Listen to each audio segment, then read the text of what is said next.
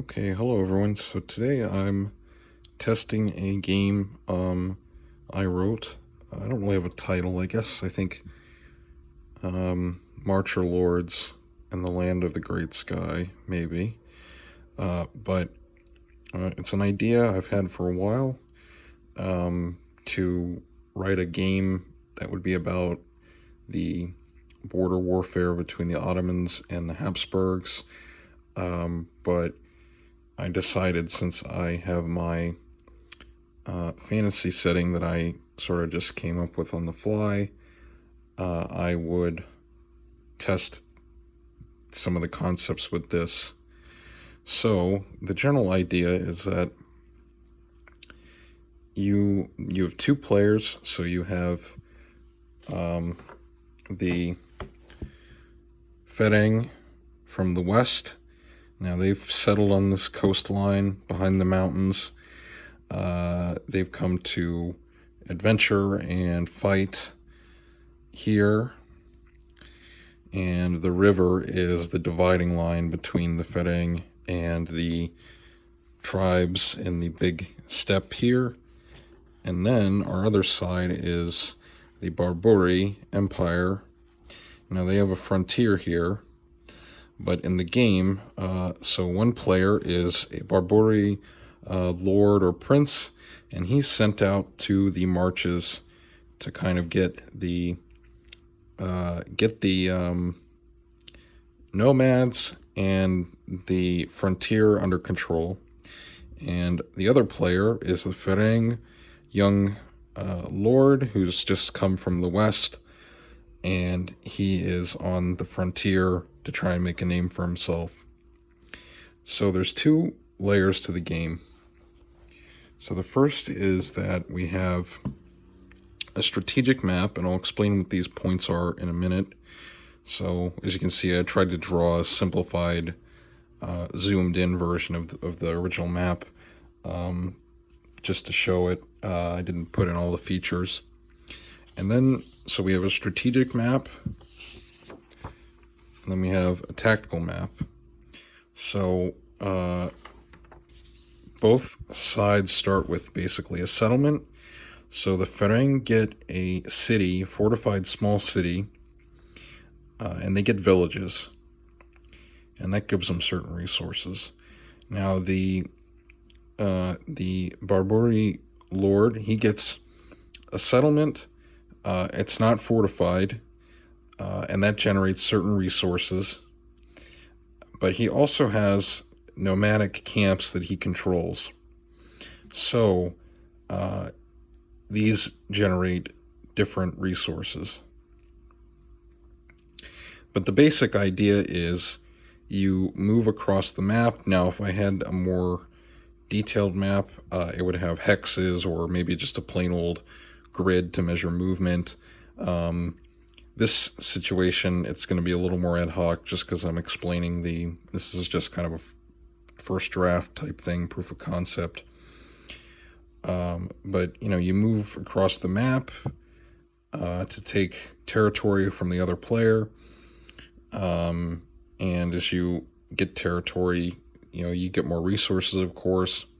And the idea is to, knock out all of the opposing settlements, basically, and take out the main headquarters of the other player.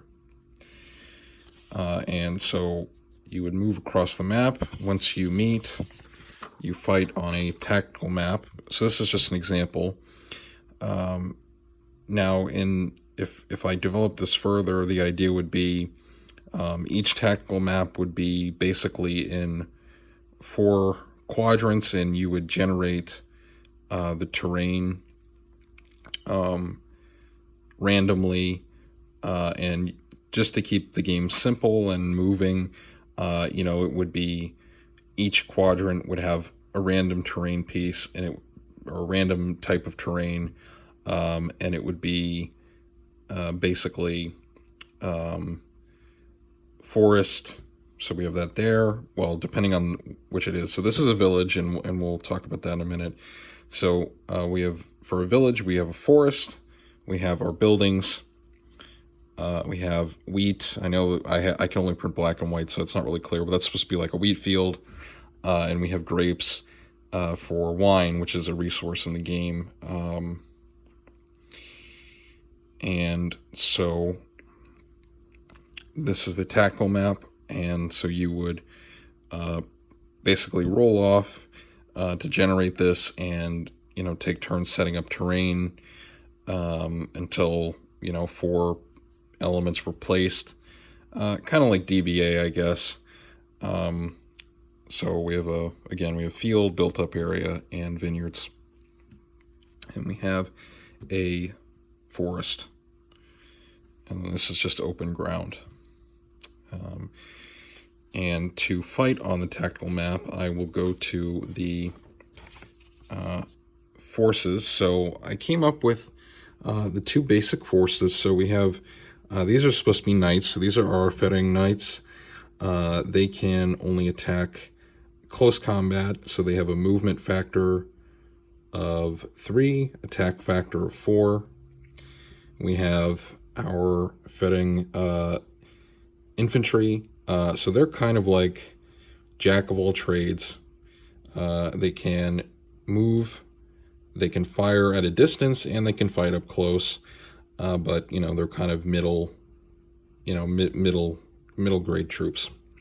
And then we also have some handgunners. So handgunners can't move that much. Their attack factor is really good, but they can only shoot at a distance. So if an enemy is is adjacent to them on the hex map, they can't attack because they're about to get fighting in close combat, basically. So they have to be 2 to 3. So the enemy has to be at least 1 hex. There has to be 1 empty hex between them and the enemy if they want to shoot. Now our Barburi, and this is where the resources come into it. So the Barburi have 2 types of units. I might add an infantry for them later. We'll see if I keep working on this. And we've got knights. So the knights have the same statistics as their enemy. But they can both do close combat and fire from a distance. So that's why they're pretty effective, but they also cost more resources to make. And then we have the nomadic cavalry. So they can attack from a distance. They can also evade close combat, and they can move 4 hexes in the tactical map. So that's their advantage. And they're also very cheap to make. So the structure of the game would move basically. So you roll for initiative, and then we move our commanded units. Now, I have another element that I haven't fully worked out yet, which would be the Barburid side has autonomous nomads. So there would be other nomadic camps that would be randomly generated when you start the game that you could command, but not necessarily. And they can attack you, or they can attack the Ferengi. It all depends. So in some cases you could use them as that player, but sometimes but you have to do basically a command check to try and use them or direct them against the enemy, against your enemy. But for right now, I didn't add that. I haven't put that. Not going to put that in this scenario right now. And then you would have your engagements. So that's when you would go to the tactical map and fight. And then finally, you have your upkeep. And you calculate all your resources at the end of the turn. And then it turns back over. So I'll try and show a game, and we can see how this goes. So going to our strategic map. So earlier I did roll for the settlements because you get a start. So at the beginning of the game, these are the standard garrisons. Well, so, not really a garrison for the nomadic player, but same idea. So these are your starting units, and then you get a certain number of settlements to begin the game. So you don't have resources at the beginning of the game. You will at the end of the first turn, but just for sake of argument, I said our Feting player has 2 villages, and our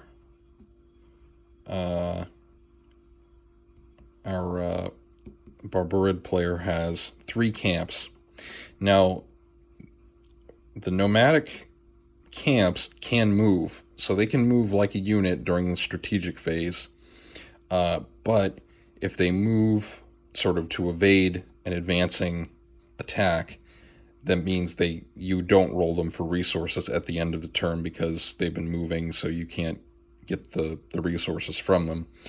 But that's the idea. Now, for the Feting, their advantage in that, the villages can't move, but if you build a city, it's going to be walled, and the nomads cannot besiege the walled city. They don't have the equipment for it, basically. So that's kind of an idea. I don't think we'll show that, though, but let's move into the scenario I designed for this just example and see how it goes. And, if you guys have any suggestions, at the end, if you finish watching it, let me know. So we'll go into the scenario next, and we're just going to say, for sake of argument, that our Barburid player, he's moved into this village.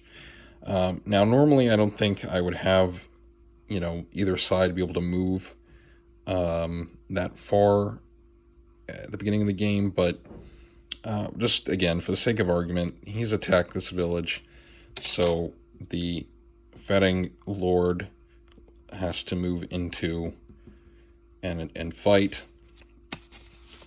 So he would deploy, and so since the Feting is defending, he gets to deploy first. So he will place. So we'll do I'll do the deployment and then get into the game, the combat. Okay, so our tactical map is a little crowded. We'll see how this goes, but the general idea is, so you have to roll initiative basically every turn, and each unit has to be activated individually. So kind of like Pikeman's Lament, Lion Rampant, I kind of like that quick turnover.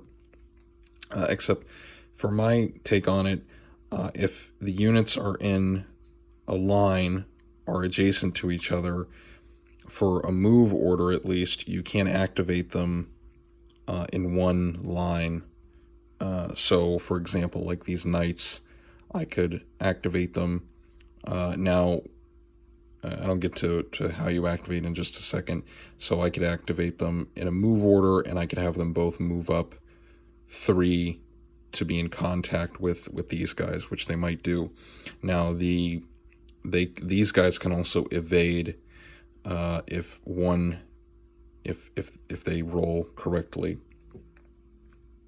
So your activation, it's kind of straightforward. You just roll 2d6 or 1d12, and so at the beginning of the game, both players have the same command rating, so you have to get a 7 or better to activate any unit.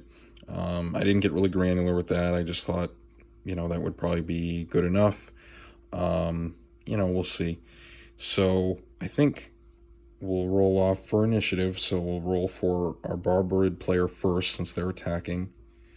They got a 1, okay.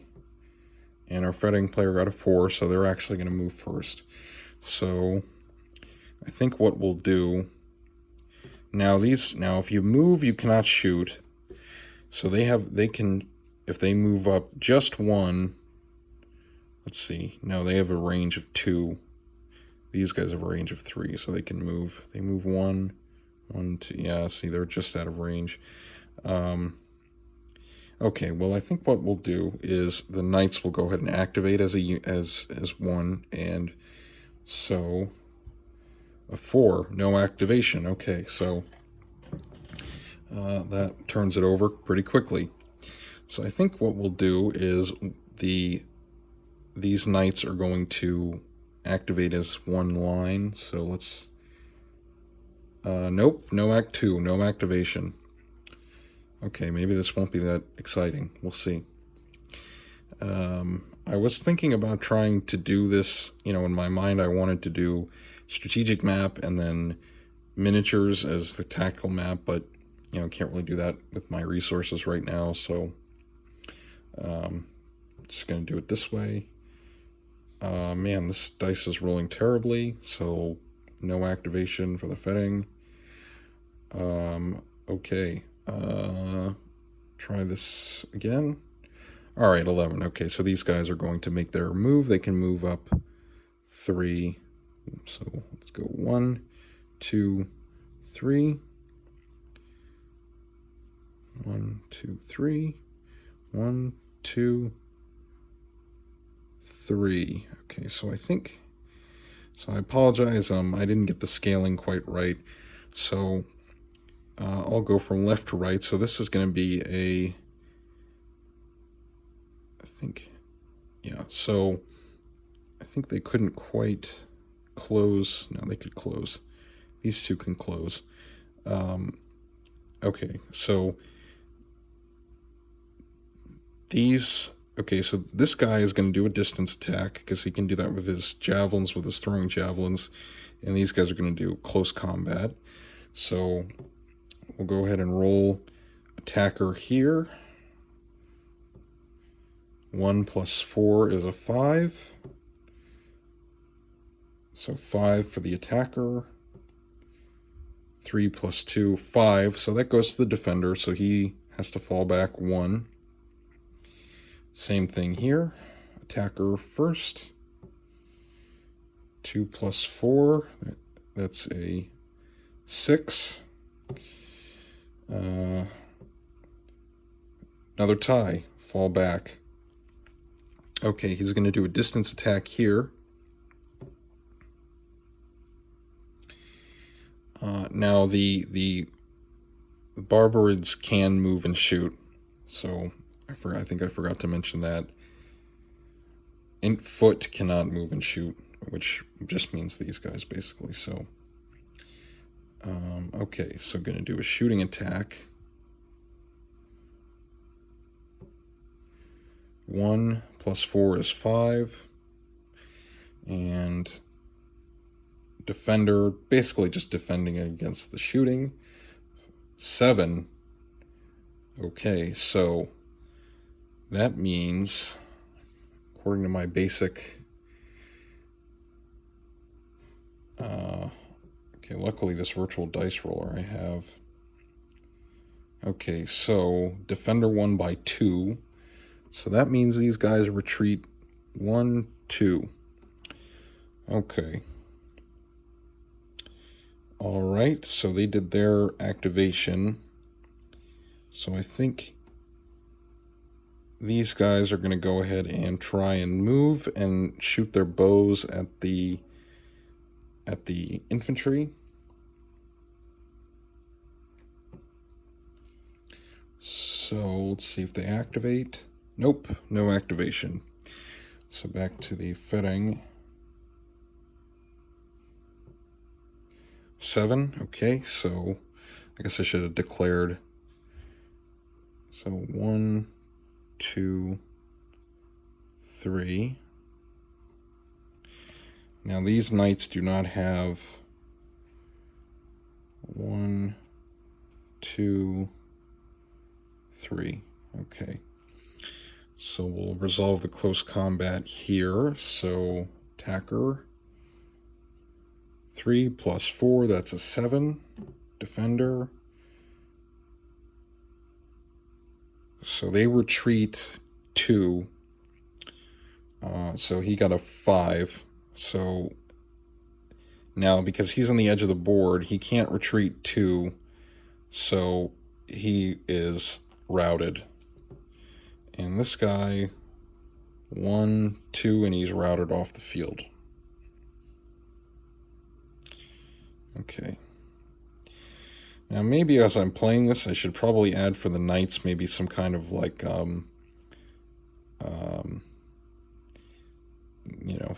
push forward. I forget what they call it in Pikeman's Lament. They have a word for it. Anyway, where they just keep charging. Maybe I'll add that later.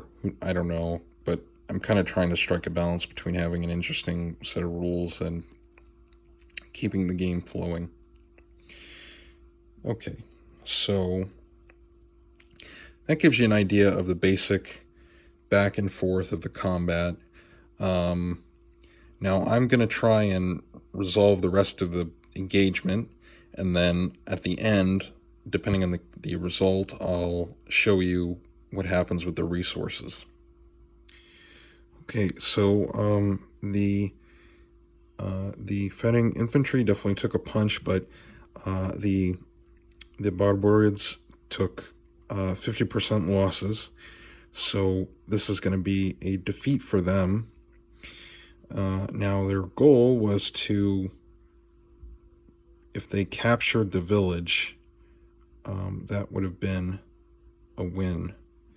But they suffered 50% losses before they could reach the village. And so they have to withdraw. Now, in these rules, the way I've got them written so far, your lost troops do not replenish, so you have to spend resources, and I'm going to show you how you calculate that. So let's go back to the world map, and we will roll. I will roll for that. So each type of settlement gives you a certain amount of resources. So that was our engagement. Okay, so we'll start with the nomads. So I tried to design it so both sides have something the others need or could use. So like the wine in the case of the Fetting, you can use that to trade for other resources, kind of like the way, Settlers of Catan, you can trade resources. So let me get my dice roller on the other phone, and let me check my notes to see. Now the other thing with so first we got to roll to see how many new units we can generate based on the amount of resources that we have. Now, because this is the first turn, neither side has resources. They can't generate any units, but basically this will just be next turn. They'll see how many they can generate. Now, nomadic camps can generate more units. Towns and villages can't, because the commoners here, don't necessarily want to fight because they're settled agricultural type people.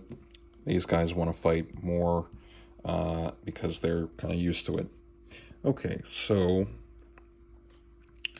let's go ahead and roll. We'll roll for, I'll just number these. So let me go ahead and do that. So we'll just number this. This is Camp 1, Camp 2, Camp 3. Okay, so we'll roll. So number 1, we're going to have units. So they're going to be able to generate 4 units on the next turn. So we'll do 4, and I mean that's going to get added to as I roll through the others. So I think to make this more efficient, I'll roll by each resource. So we'll roll Village 2, how many units do they contribute? 3. And Village 3 contributes 6. So they can generate total. So next turn they'll be able to generate a total of 7 plus 6 is 13 units total. But they have to have the right resources to do it. So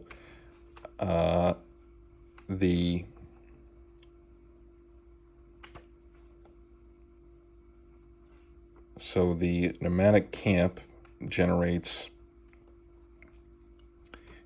Next, we're going to do horses. Horses are an important resource, so I do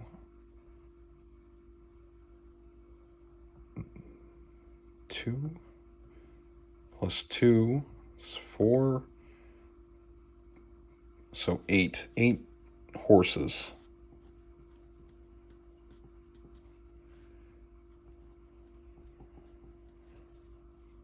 Okay. Next, we'll do nomadic goods.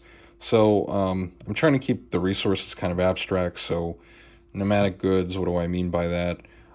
Could be archery equipment, saddles, the sort of the food that pastoral people tend to eat. Just kind of a general stand-in. So I think I'm going to correct this because, so we'll say 2 nomad goods instead of 2 wheat. Okay. All right, nomad goods. All right, let's do that. So 5 plus 4, 9. 9 plus 4, that's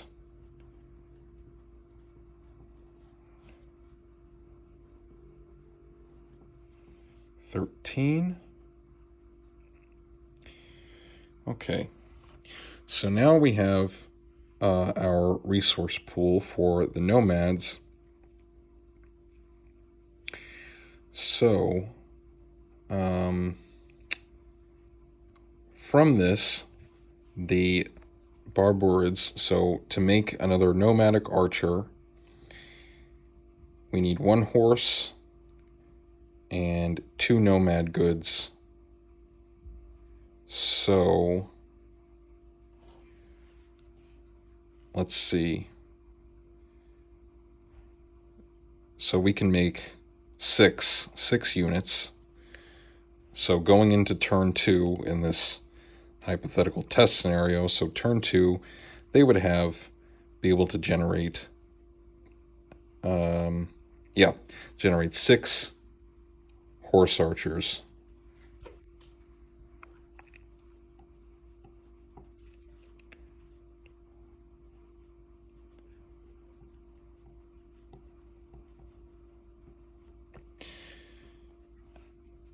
And then that would deduct from their pool 6, so their force pool, their possible force pool would be down to 7. Okay, the Fereng, so let's do them. So they have 2 villages and a city, but we'll focus on the 2 villages. So their force pool moves a little more slowly, but the units are more powerful, at least in theory. That's kind of the dynamic. So let's go ahead and do our force pool. So a village, it allows you to generate D3 units. So and so does the city. So we'll do that. And so D3, it's divide the result by 2, and if it's a fraction, we round up. So we'll do the city first. So 5, it's 2.5, so it's 3.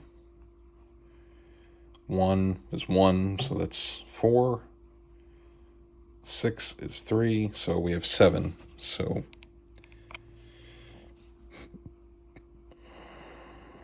7 units. Okay.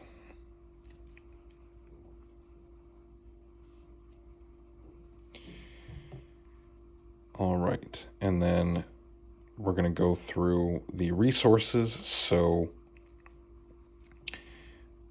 we get wheat, so D6 wheat. So 1. So the wheat only comes from villages. So we got 1, and okay, bad harvest. So 2 wheat. Next we're gonna do wine. So D6 wine. So 5 wine. Now, if this player wanted to, they could trade some of the wine for certain resources. I have that in my notes. I'm not going to do that for this test game. This is just to give you an idea. And I apologize about the bad lighting and camera. I'm doing my best with what I've got here. So next, let's do village goods. So again, just kind of generalized resource. 2 and 6, we've got 8 village goods.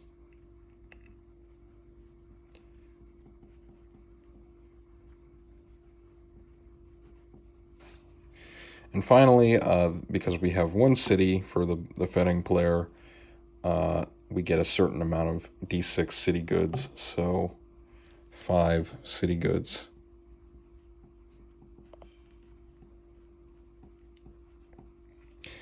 And okay, what can they generate out of this? So let's see. So for a knight, now to get more horses, you can't generate a knight without a horse. Now to get more horses, if you were the Fetting player, you would have to attack and seize a nomadic camp. Now, when you do that, you only get the benefits for that one turn because you've looted the camp, you've taken everything. That's it, basically. So, again, that's just to make it so both sides have something the other one wants or can use in theory, because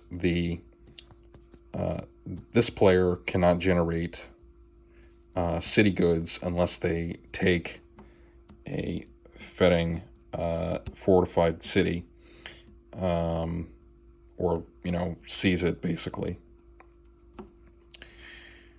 That's an idea. Okay. Next, let's do the. Where was I? Yeah. Okay. What can they generate out of this? Out of these resources, and I don't think they can really do much. Nope, actually, okay, so they can make, so a Fetting infantryman just takes 1 village goods and 1 wheat. So we've got 2 wheat and we've got 8 village goods, so they can make 2 soldiers. Now a handgunner are a little more expensive. We need 2 city goods and 1 wheat. So you could make 2 handgunners, or you can make 2 infantry, or you can make 2 regular infantry. But we can't make any more horses, or we can't make any more knights, I should say, from this side. So that's basically a rundown of the game, the basic ideas. I hope you liked it. Maybe I'll keep working on this. I'm not sure. If you have any feedback, let me know. I'm sorry the production value isn't great. Thanks for bearing with me if you made it to the end. And thanks for watching as always.